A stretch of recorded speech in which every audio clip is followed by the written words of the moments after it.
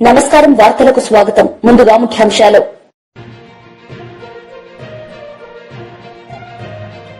Telangana deputy CM బట్టి Vikramarka press meet, పలు అంశాలపై వివరణ.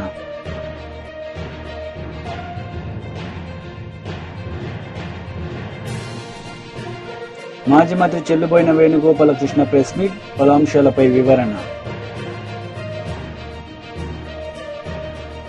మిగులు కరెంటు రాష్ట్రంగా తెలంగాణను తీర్చిదిద్దే లక్ష్యంతో త్వరలో నూతన విద్యుత్ విధానం తీసుకొస్తామని ఆర్థిక శాఖ మంత్రి భట్టి విక్రమార్క స్పష్టం చేశారు.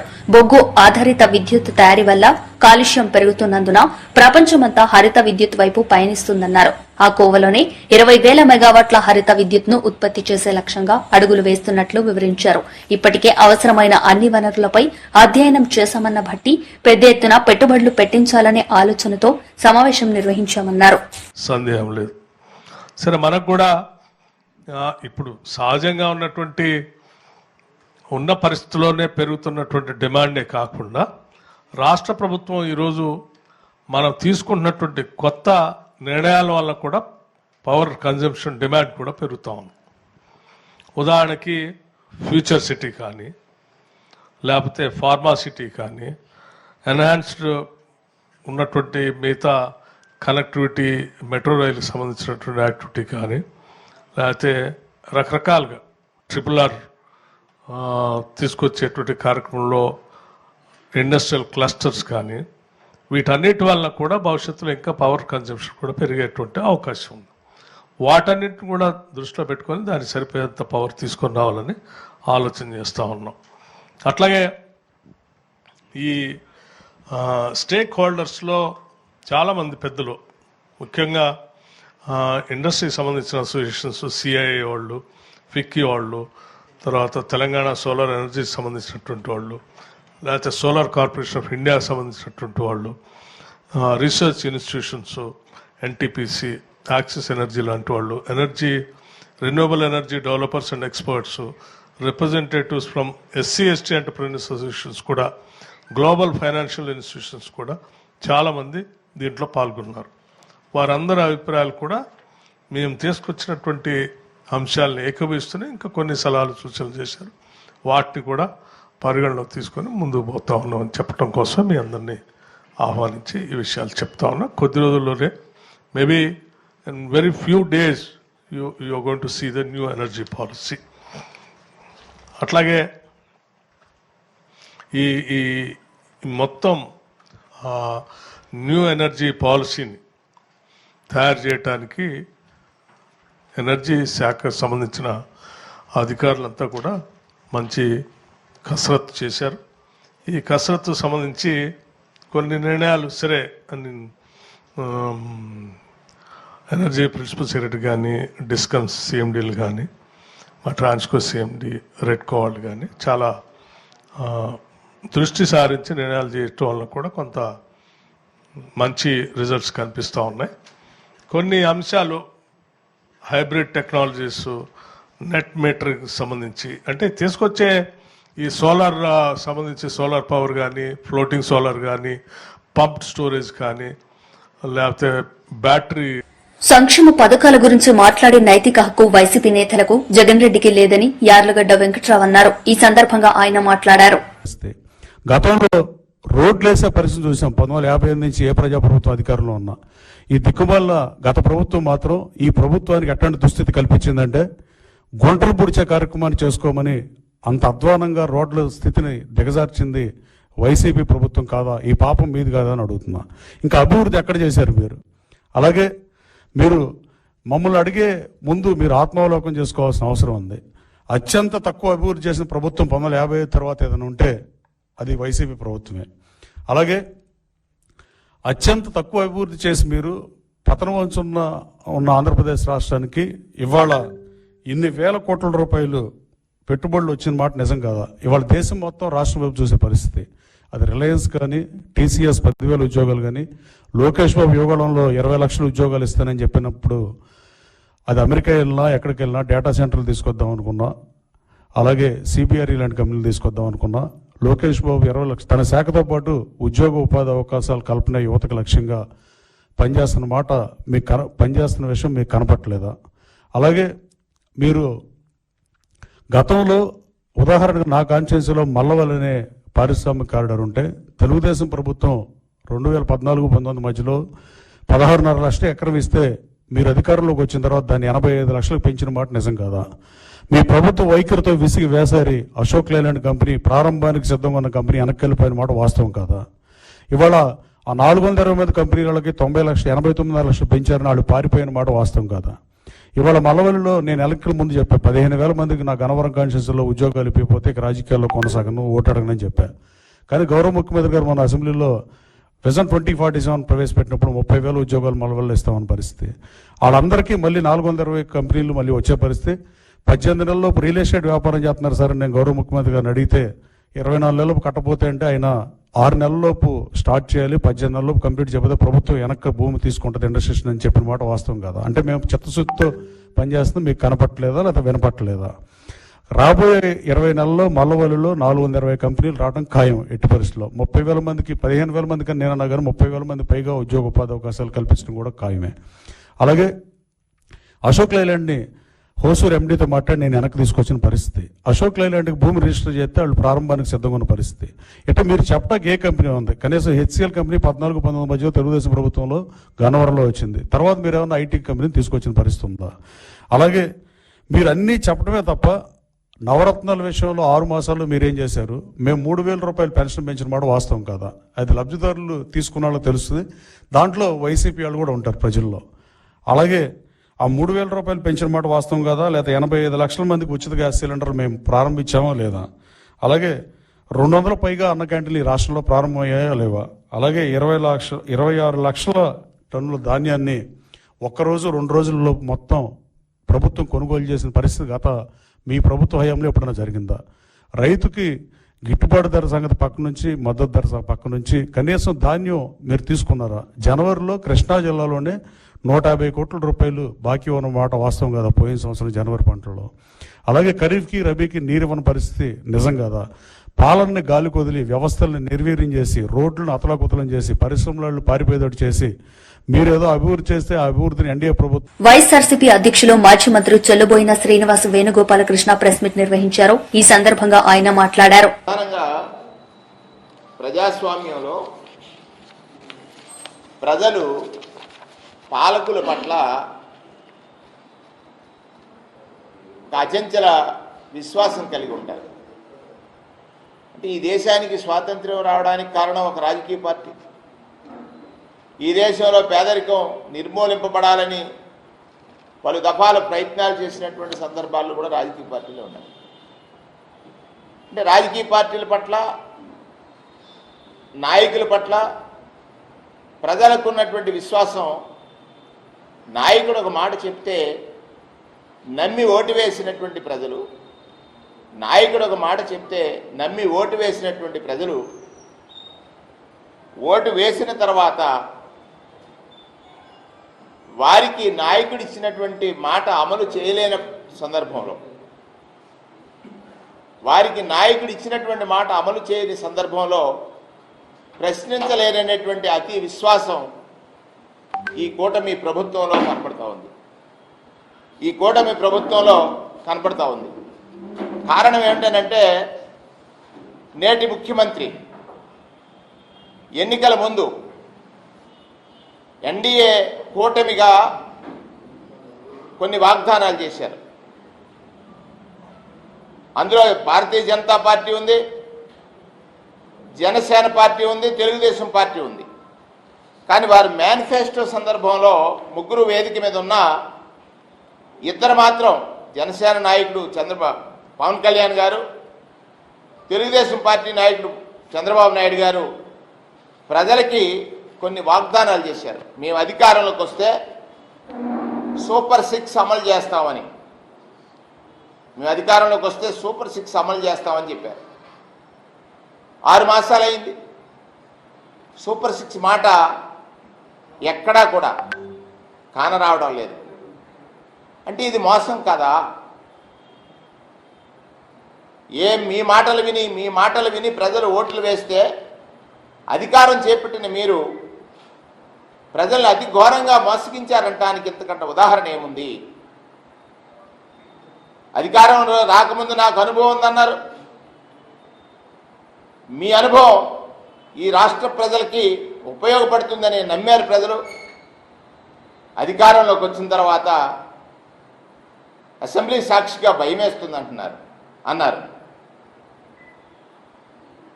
నాకు అనుభవం ఉందనే మాట నమ్మినటువంటి ప్రజలు భయం అనేటువంటి మాట విన్న తర్వాత విస్తుపోయారు. మీరు ఎన్నికల హామీలు ఇచ్చే సమయంలో ఈ రాష్ట్రంలో ఆదాయం ఎంత, అప్పులు ఎంత మీ అనుభవానికి తెలియలేదా, అందలేదా? ఆ రోజు మీరు చేసిన ప్రచారం ఏమిటి? MLA Gopireddy Srinivasareddy press meet నిర్వహించారు. ఈ సందర్భంగా ఆయన మాట్లాడారు. కాదు, దేశంలోనే ఒక ఆదర్శమైన పథకం కింద ఎంతో పేరు ప్రఖ్యాతులు గడించి మన రాష్ట్రంలో అమలవుతున్న ఈ ఆరోగ్యశ్రీ పథకాన్ని స్టడీ చేయడానికి ఇతర రాష్ట్రాల నుంచి కూడా చాలా మంది వచ్చి చూసి ఆరోగ్యశ్రీ పథకం కింద చాలా మంది బ్రహ్మాండమైన వైద్య చికిత్సల్ని, ముఖ్యంగా గుండె ఆపరేషన్లు పేదవాళ్ళకి ఆ రోజు నిజంగా కార్పొరేట్ హాస్పిటల్స్కి వెళ్ళి చేయించుకోలేక ఎంతో మంది మరి ఇంటి దగ్గరే చనిపోవడం జరుగుతూ ఉండేది. కానీ రాజశేఖర రెడ్డి గారు ఈ పథకం పెట్టిన తర్వాత ఎంతో మంది పేదవాళ్ళు కార్పొరేట్ హాస్పిటల్స్కి వెళ్ళి ఉచితంగా అనేక రకాల వైద్య సదుపాయాలను పొందడం జరిగింది. ముఖ్యంగా గుండె ఆపరేషన్లు కానీ, అట్లానే మరి విరిగిన కాళ్ళకి ఎముకలకి చికిత్సలు కానీ, వివిధ రకాల ఆపరేషన్లు అద్భుతంగా ప్రజలందరూ కూడా చాలా సంతోషంగా ఈ పథకాన్ని ఈరోజు స్వీకరించే కార్యక్రమం చేశారు. ఎన్నో ప్రభుత్వాలు వచ్చాయి, పేర్లు మార్చగలిగారు, కానీ ఈ ప్రభుత్వాన్ని, ఈ యొక్క పథకాన్ని ప్రజల నుంచి ఎవరు కూడా తీసేయడానికి సాహసం చేయలేదు. ఎందుకంటే ఇది అంత బ్రహ్మాండంగా ప్రజల్లోకి వెళ్ళిందనేది వాస్తవం. అయితే ఇప్పుడు ఈ కూటమి ప్రభుత్వం ఈ ఇన్సూరెన్స్ ప్రీమియం చేసి ఇన్సూరెన్స్ సంస్థలకి కేటాయించాలని, ఈ ఆరోగ్యశ్రీ పథకాన్ని ఈరోజు నిర్వీర్యం చేయాలని జరుగుతుందని చెప్పి ఈరోజు వైఎస్ఆర్ కాంగ్రెస్ పార్టీ భావిస్తుంది. ఎందుకంటే మనకు తెలుసు ఇన్సూరెన్స్ కంపెనీలు ఈరోజు ప్రతి కుటుంబానికి కూడా ఈ రాష్ట్రంలో 25 లక్షల వరకు కూడా వాళ్ళు ఉచితంగా వైద్య సేవలు పొందటానికి ఈ పథకం ద్వారా ప్రభుత్వం ఆల్రెడీ అన్ని చర్యలు తీసుకుంది. గత ప్రభుత్వం ఈరోజు ఇన్సూరెన్స్ కంపెనీకి కేవలం 5 లక్షల రూపాయల వరకే ఈ కుటుంబానికి లబ్ధి చేకూరుందని చెప్తా ఉన్నారు, ఒక్కొక్క కుటుంబానికి. అందులో కూడా 2.5 లక్షల రూపాయలు వరకు ప్రీమియం ప్రభుత్వమే చెల్లిస్తుంది. మిగిలిన 2.5 లక్షల రూపాయలు తర్వాత ప్రభుత్వం ట్రస్ట్ ద్వారా చెల్లిస్తుందని చెప్పి, రెండు కూడా హైబ్రిడ్ విధానం అని చెప్పి చెప్తా ఉన్నారు. హైబ్రిడ్ విధానంలో అంటే ఒక పేషెంట్కి సపోజ్ హాస్పిటల్లో అడ్మిట్ అయ్యి 2.5 లక్షల కన్నా ఎక్కువ ఖర్చు అయింది అనుకోండి, ముందు ఇన్సూరెన్స్ కంపెనీ పే చేయాలి, తర్వాత మళ్ళీ తిరిగి ట్రస్ట్ ద్వారా పే చేయించాలి. అంటే ఇది ఒక కలగోర గంపలాగా, అంటే ఒక పేషెంట్కి ఇంతవరకే మేము ఇస్తాము, ఇంతవరకు దాటితే మళ్ళీ ట్రస్ట్కి వెళ్లాల్సి వచ్చిందంటే ఎంతవరకు హాస్పిటల్స్ టేకప్ చేస్తాయి? ఒక అత్యవసర చికిత్స చేయాలి, లేకపోతే ఐసీయూలో ఉంటాడు పేషెంట్, ఐసీయూలో ఉన్న పేషెంట్కి ఎప్పుడు రికవర్ అవుతాడో చెప్పలేము. అలాంటి పేషెంట్లకి 2.5 లక్షల వరకే మేము ప్రీమియం చెల్లించాము, ఇన్సూరెన్స్ కంపెనీ ఇస్తుంది, మళ్ళీ తిరిగి. మాజీ మంత్రి కేటీఆర్ మీడియా సమావేశం నిర్వహించారు. ఈ సందర్భంగా ఆయన మాట్లాడారు. బ్రహ్మాండంగా ఖాతాల పైసలు పడుతుండే, 1 కాదు 2 కాదు 73,000 కోట్ల రూపాయలు రైతుల ఖాతాల్లో వేసిన నాయకుడు 11 సీజన్ల పాటు కేసీఆర్ గారు. అదే మాదిరిగా 12వ సీజన్ కూడా మేము వేసినందుకు మొత్తం పైసలు జమ చేసి పెట్టినాం. 12వ సీజన్ కూడా మేము జమ చేసి పెట్టిన పైసలను ఇదే దిక్కుమాలిన కాంగ్రెస్ పార్టీ ఆనాటి పిసిసి అధ్యక్షుడు, ఈనాటి ముఖ్యమంత్రి రేవంత్ రెడ్డి ఎలక్షన్ కమిషన్ ఉత్తరం రాసి ఆపిండు. లేకపోతే అప్పుడు ఆ పైసలు కూడా మేమే వేస్తుంటాం, 7,500 కోట్లు మేమే వేస్తుంటాం. ఈ ప్రభుత్వం వచ్చింది, సరే డిసెంబర్ 3 నాడు 2023లో కాంగ్రెస్ ప్రభుత్వం వచ్చింది. వచ్చినాక ఈ రోజు వరకు ఇప్పుడు సంవత్సరం దాటిపోయింది. సంవత్సరం దాటిపోయిన తర్వాత కూడా రూపాయి కూడా రైతు బంధు రూపంలో ఈ ప్రభుత్వం వేయలేదు. రూపాయి కూడా అర పైసా కూడా రైతు బంధు కాంగ్రెస్ ప్రభుత్వం రైతులకు ఇయ్యలేదు. మేము ఆనాడు దాచిపెట్టిన పైసలు 7,500 కోట్లు ఏవైతుండేనో ఏదైతే వీళ్ళు అడ్డుకున్నారో ఎలక్షన్ కమిషన్ ఉత్తరం రాసి దాన్ని మళ్ళీ తర్వాత మేమిచ్చిన పైసలనే, మేము పెట్టిన పైసలనే వీళ్ళు ఇచ్చిండ్రు తప్ప వీళ్ళు వచ్చినాక మాత్రం ఒక్క రూపాయి కూడా రైతు బంధు రూపంలో ఇచ్చిన పరిస్థితి లేదు. ఇవ్వకపోగా మీకు యాదకుండాలి వీళ్ళ మాటలు, వీళ్ళ డైలాగులు. ఇక ఇది వరంగల్ డిక్లరేషన్ అని చెప్పి బిల్డప్. ఎన్నికలకు ముందు వరంగల్లో రైతు డిక్లరేషన్ అని చెప్పి రాహుల్ గాంధీ గారిని తెచ్చి ఒక పెద్ద బహిరంగ సభ పెట్టి రైతులను, రాష్ట్రంలోని రైతులను రాజులు చేస్తాం, కేసీఆర్ గారు మీకు అన్యాయం చేసిండు, మేము మిమ్మల్ని ఉద్ధరిస్తామని చెప్పి ఎంత బిల్డప్ ఇచ్చిండ్రంటే రైతు భరోసా కింద 15,000 ప్రతి ఎకరానికి ఇస్తాం, కౌలు రైతులకు కూడా 22 లక్షల మంది కౌలు రైతులకు కూడా ల్యాండ్ ఓనర్స్ తో పాటు కౌలు రైతులకు ఇస్తాం. ఇది వాళ్ళ డిక్లరేషన్. అదే మాదిరిగా ఒకటేసారి ఏకకాలంలో 2 లక్షల రుణమాఫీ చేస్తాం, రైతు కూలీలకు కూడా 12,000 ఇస్తాం, బోనస్ 500 రూపాయలు ఇస్తాం. ఇక చాలా చెప్పిండ్రు కథలు. ఇక ఇది వాళ్ళ రైతు డిక్లరేషన్. ఇది మళ్ళీ వాళ్ళ మేనిఫెస్టోలో వాళ్ళు ఇచ్చిన హామీలు, వ్యవసాయ రంగానికి వాళ్ళు ఇచ్చిన హామీలు చదివితే చాటుతాడంత లిస్ట్ ఉంది. ఎట్లా ఉంది పరిస్థితి అంటే ఎన్నికలకు ముందేమో కాంగ్రెస్ ఇస్తుంది రైతు డిక్లరేషన్, కాంగ్రెస్ ఎన్నికలకు ముందు రైతు డిక్లరేషన్ పేరిట బిల్డప్.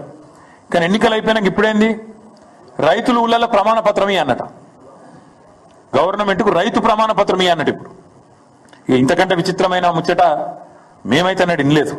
మాకు ఇంకా ఆశ్చర్యం ఎక్కడ అనిపిస్తుందంటే ఇదే ప్రభుత్వం, కాంగ్రెస్ ప్రభుత్వం రాగానే వచ్చిన మొదటి 10-15 రోజులలోనే ఈ డ్రామా షురూ చేసిండ్రు.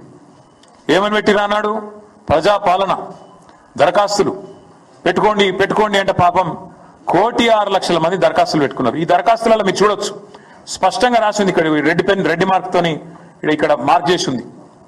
ఈ దరఖాస్తులు దేనికి తీసుకున్నారు అన్నాడు, దేనికంటే మహాలక్ష్మి, రైతు భరోసా, గృహజ్యోతి, ఇందిరమ్మ ఇండ్లు, చేయూత పథకంల కొరకు ఈ ప్రజాపాలన దరఖాస్తులు 1,06,00,000 దరఖాస్తులు రాష్ట్ర ప్రభుత్వం స్వీకరించింది. ప్రజాపాలన అయిపోయినాక చెప్పింది, మేము స్వీకరించినాం దరఖాస్తులు, మాకు దరఖాస్తులు అందినాయి, ముట్టినాయి. టీపీయూఎస్ సమావేశంలో కేంద్ర మంత్రి కిషన్ రెడ్డి పాల్గొన్నారు. ఈ సందర్భంగా ఆయన మాట్లాడారు. ప్రజాప్రతినిధిగా శాసన మండలిలో మీకు అవకాశం ప్రత్యేకంగా ఉంది. మీరు జనరల్గా ఓటు హక్కు ద్వారా మీ యొక్క గ్రామ వార్డు కావచ్చు, సర్పంచ్ కావచ్చు, ఎంపీటీసీ కావచ్చు, జెడ్పీటీసీ కావచ్చు, ఎమ్మెల్యే కావచ్చు, ఎంపీ కావచ్చు, కౌన్సిలర్ కావచ్చు, వేసేటువంటి ఓటుకు అదనంగా మీకు ప్రత్యేకమైనటువంటి ఓటు హక్కు ఒక ఉపాధ్యాయులుగా మీకున్నది. సమాజంలో గ్రాడ్యుయేట్స్ తర్వాత మీకే ప్రత్యేకమైనటువంటి ఓటు ఉంది. కాబట్టి ఆ రోజు పెద్ద ఆలోచన చేసి ఉపాధ్యాయులు ఈ దేశాన్ని నిర్మాణంలో కీలక పాత్ర పోషిస్తున్నారు, దేశ పునర్నిర్మాణంలో వాళ్ళు భాగస్వాములు అవుతున్నారు. కాబట్టి ఆ ఉపాధ్యాయులకు సమస్యలు ఈరోజు అనేకం ఉంటాయి, ఆ సమస్యలు పరిష్కారం చేయాలి. ఉపాధ్యాయులు సంతోషంగా ఉంటేనే సమాజం సంతోషంగా ఉంటుంది, ఉపాధ్యాయులు సమస్యలు ఉంటే సమాజం సంతోషంగా ఉండదు. ఉపాధ్యాయులు మరి సంతోషంగా ఉంటేనే భావి భారత దేశం అద్భుతంగా నిర్మాణం జరుగుతుంది అనేటువంటి ఆలోచనతోటి ఉపాధ్యాయులు ప్రత్యేకంగా కౌన్సిల్లో ప్రత్యేకమైనటువంటి కాన్స్టిట్యున్సీగా మీ ఓటు హక్కు ద్వారా శాసన మండలికి ఎన్నికయ్యే విధంగా చట్టంలో రూపకల్పన చేయడం జరిగింది. కానీ ఇటీవల కాలంలో ఆ బాధ్యత నుంచి ఎంతైతే మీ ఉపాధ్యాయుల తరఫున పోరాటం చేసేటువంటి పరిస్థితి నుంచి గత 10-15 సంవత్సరాలుగా నీరు గారుస్తూ వస్తున్న విషయాన్ని మనం చూస్తాము. అందుకే ఈరోజు భారతీయ జనతా పార్టీ మరి ఉపాధ్యాయుల నియోజకవర్గం నుంచి పోటీ చేయాలని చెప్పి నిర్ణయం తీసుకొని గత కొన్ని రోజులుగా భారతీయ జనతా పార్టీ పోటీ చేస్తుంది.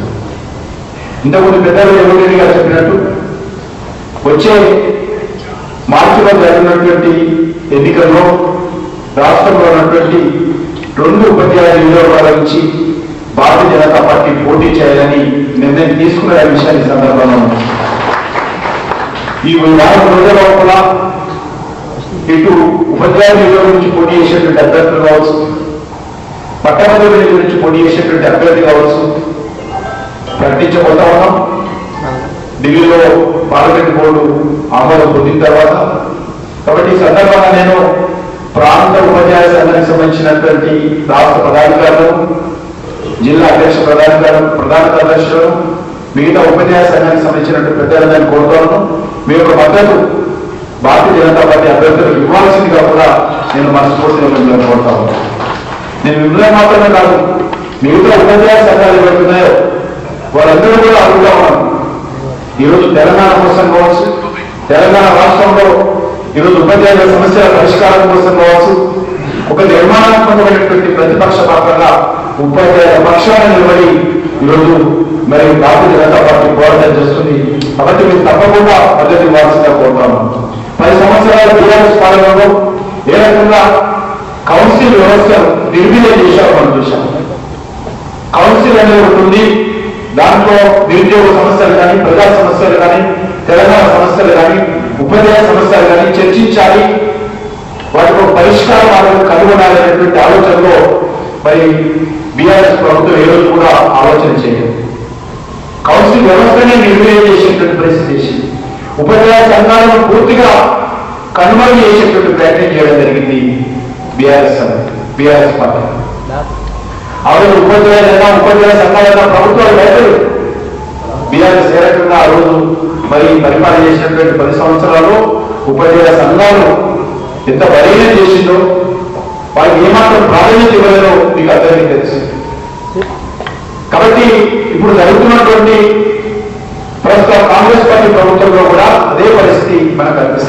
అపర కుబేరుడు టెస్లా, స్పేస్ ఎక్స్ సంస్థల అధినేత ఎలాన్ మస్క్ మరోసారి తన దాతృత్వాన్ని చాటుకున్నారు. టెస్లాలో తనకు చెందిన 927 కోట్ల రూపాయల విలువ చేసే షేర్లను ఎలాన్ మస్క్ దాతృత్వ సంస్థలకు విరాళంగా అందించినట్లు టెస్లా కంపెనీ ప్రకటించింది. టెస్లాలో 12.8% వాటా కలిగిన ఎలాన్ మస్క్ అందులోంచి 2,68,000 షేర్లను నూతన సంవత్సరానికి ముందు చారిటీలకు ఇచ్చినట్లు తెలిపింది. వార్తలు ముగించే ముందు ముఖ్యాంశాలు మరోసారి. Telangana deputy CM Bhatti Vikramarka press meet, పలు అంశాలపై వివరణ.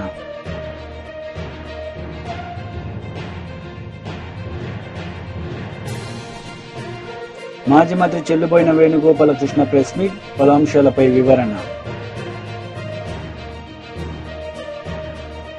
ఈ వార్తలు ఇంతటితో సమాప్తం. తిరిగి ప్రసారమయ్యే వార్తల్లో మళ్లీ కలుద్దాం. అంతవరకు సెలవు. నమస్తే.